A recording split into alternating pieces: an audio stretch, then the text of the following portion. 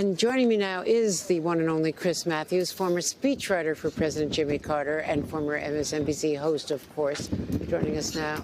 And you had what do you do for NBC?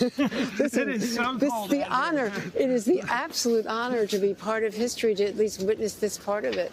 But you were inside witnessing it firsthand. Yeah, I so thought it was. Tell me about it. I thought it was so great to hear "Hail to the Chief" when we walked in, because that's the one thing Carter did not want played when he came into the room. He didn't want all the imperial presidency.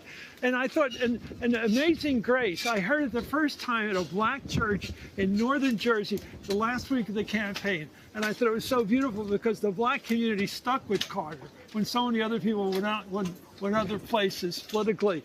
And the loyalty there. And I thought that Andy Young's speech was so great today. Yes, it was. About how Carter, as a student at Annapolis, had an African-American student room with him so he could make him feel more comfortable, because Carter, ironically, had grown up in a white minority community in Plains where most people were African-Americans. Well, it was Jim Crow South. His father was a segregationist, but when he went to Annapolis, he stood up for the only black midshipman, and then when he became governor, his first speech was to say the era of desegregation is over. In the Army and the Navy back then, because Truman had integrated the services, Carter said it was the first time in his life he thought there's something wrong with Jim Crow. It finally clicked in him. This is wrong. This separate but equal is not equal. It's not fair.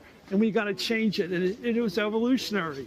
And luckily he came here to this church, and how he's been sanctified in his later life because of his support for civil rights. And I'm so glad Andy Young got to give the speech today. He was great. When we think about it, Andy Young was his UN ambassador.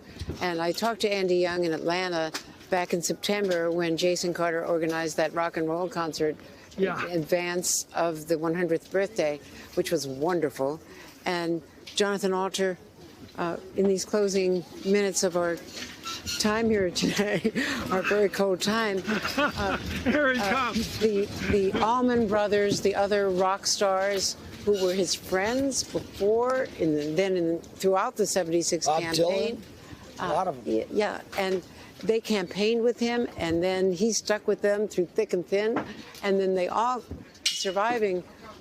Bands came out to honor him in an incredible concert in Atlanta that went on well into the night.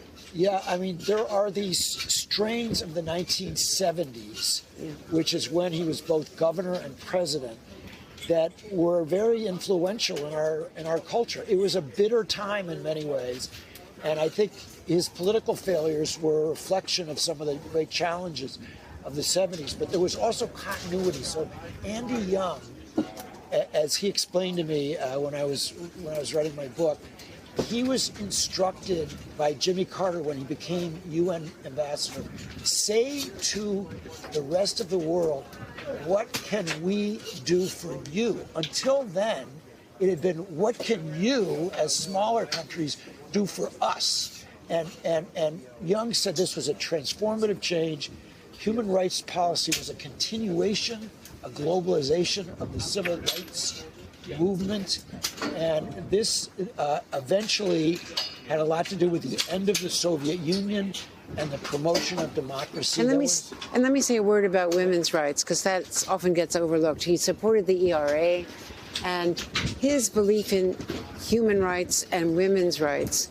And one of his last speeches was to talk about how important in empowering women would be for improving the lives of people around the world. And I think of that legacy as we see Joint Base Andrews and Special Mission 39, one of the Air Force One planes being used to take him home to Plains. It's just an extraordinary continuum from the 1970s, from the peanut farmer in Plains who became the 39th president of the United States, the honor guard now awaiting his hearse, the motorcade, as it is, left the cathedral, of course, about 25 minutes ago. And then Alter, Chris Matthews, we've had some remarkable remembrances today.